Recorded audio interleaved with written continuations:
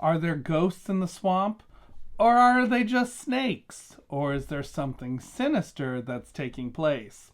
You'll have to find out in Stay Away from the Swamp, book number 8 in the Spine Chillers series by Katz. Hey everybody, I'm Shaun Stevenson, author of the Throne series, and I am back again with another book review, this time for book number 8 in the Spine Chillers series, Stay Away from the Swamp by Katz. Now this book, okay, we gotta talk about it. We've got to talk about this book.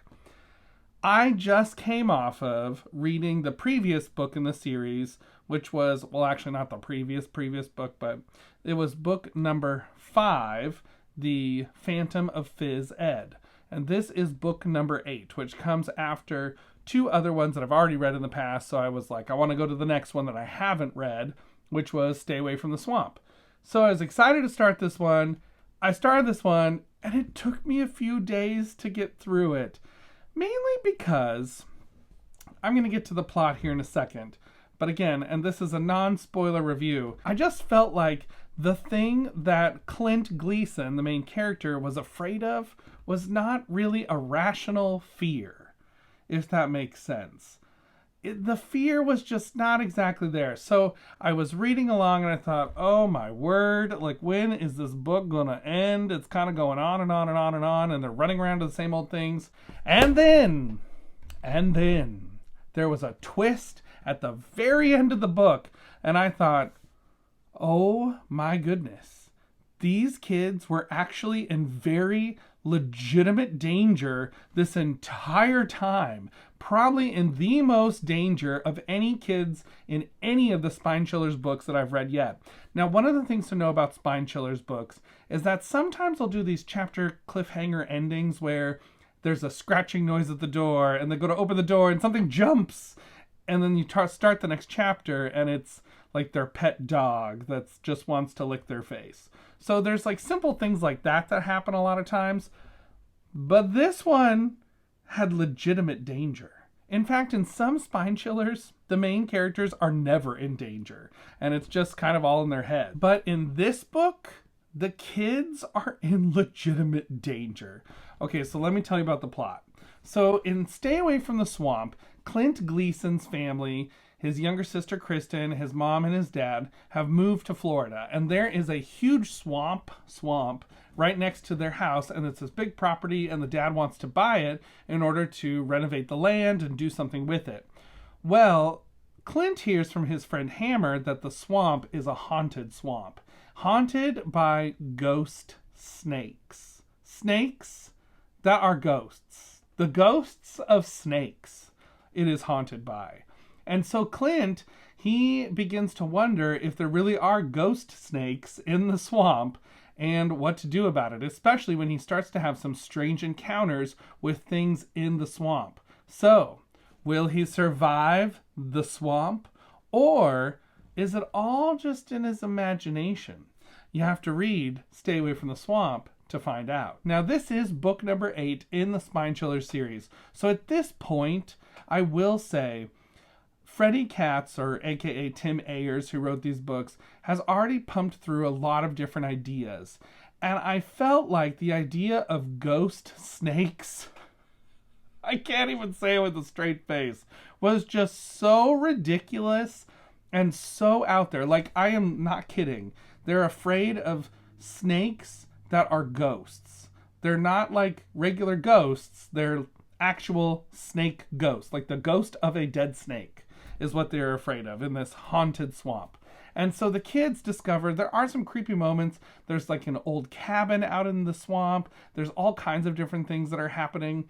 And so I don't want to tell you any more about what's in the swamp because spoilers, and this is a spoiler-free review. But so Clint and his friend Hammer kind of go through some runaround moments where the same old things are happening again and again and again throughout the book. And I really was getting a little bit bored. Like, I am able to put aside some disbelief, and I am able to say, okay, like, this was written in 1996. It's a 119-page book that's for young middle grade readers. I can put past a lot of stuff. but I really felt like ghost snakes and the running around through the swamp over and over and over again just got so overdone after a while. But then the twist at the end. This one was a good twist. And I will say, it wasn't a twist that I would have never been able to piece together in any sort of way. There actually were all the clues there to show you what was happening and what was going to happen at the very end. And so if you pay attention, you can catch some of these clues. And I was genuinely surprised at the end. I didn't gasp out loud, but I was like, oh, wait a second. What's going on here? At the very end, there is a really, really creepy scene that I just thought, oh no. That's what's been happening this entire time. I'm a little bit bothered by this. This book, it kind of got elevated a little bit. I was talking to my brother after this. He has not read this Spine Chillers book, but he has it ordered currently, and he's waiting to get it so he can read it. And I said, I want to talk to you as soon as you've finished it because there's stuff we got to talk about. But I told him, I feel like Spine Chillers books, there's 3 different rankings. There are the bottom tier ones that are just not as good, like Dr. Shiver's Carnival of Terror, not very good.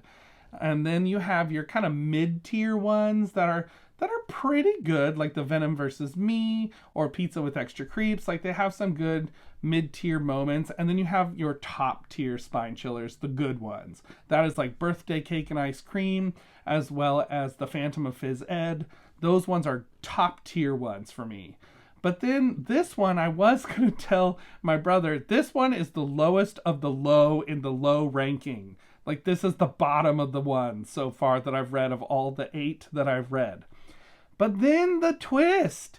And I said, okay, it's moved up to middle tier. It's not top because of how run around the middle is. But the twist ending really bumped it up for me. So the characters in this book, Clint Gleason, he kind of goes through, I feel like what a lot of the Spine Chillers main characters go through. They all are kind of going through this, we're trying to get over a fear that we have and not be afraid anymore, and so we need to move past this fear.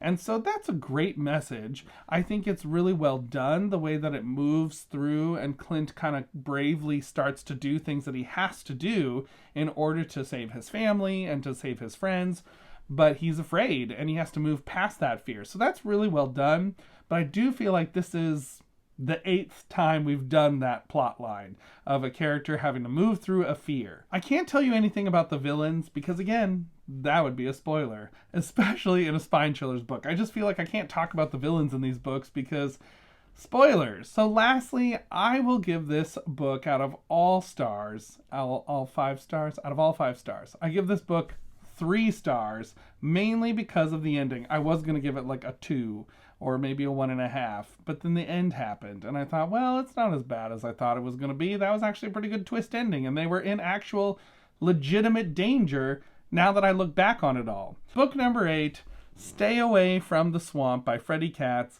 It was another Spine Chillers. That's what I'll say about it. It was another Spine Chillers. If you like books that have that little bit of a scare factor to it, but not too scary, or you want something that has that 90s nostalgia, once again, this serves up that 90s nostalgia on a platter. But I will say this is not my top choice of the Spine Chillers books. I would start with some other ones. Again, in this series, you don't have to read them in any sort of order. You can read them in whatever order you want because none of the characters transfer from book to book. So you could read this one at any point, or you could skip this one and go read the good ones of the Spine Chillers series. Or if you're a completionist like me, you can read this book and have it on your shelf as well. So that is my review of Spine Chillers, Stay Away from the Swamp. Have you read this book? What did you think of it? Let me know in the comments down below. And don't forget to like and subscribe and keep reading. We'll see you next time. Bye, everybody.